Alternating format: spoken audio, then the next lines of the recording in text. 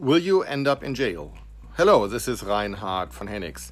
And the question is whether your PPP, the Paycheck Protection Program application, was filled out in a way that when you're audited, you will not end up in jail. With the largest governmental given program to small to medium-sized businesses, it is very likely that the enforcement branch of the US government will look for you, that is, the guy who fills the form in a way which included fraud. Number one, in the past there had been similar projects, for example after the 2008 crises, and yes, there had been a severe investigation. Number two, are you sure that when you signed all the paperwork, including the minority shareholder who owns something like 20% of the company, that you did not forget to misrepresent that there is a certain criminal conviction? Why?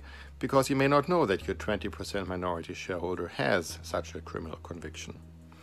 Number three, there will be likely the excuse given, well, we relied on our advisors. So if for good reason you relied on the advice was good.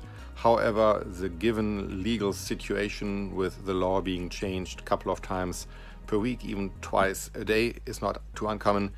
You're likely in luck, meaning the federal government will not chase you.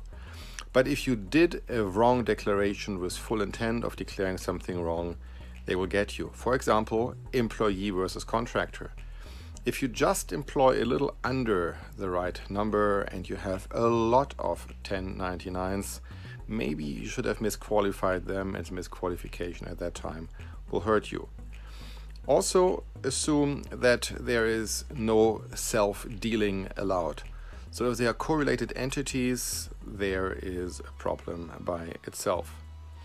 The next fraud issue we see is spending of the funds. So if you're spending the funds in a way which is not intended, remind you, 75% have to be spent for payroll and the other 25% for legitimate businesses, you may be subject to fraud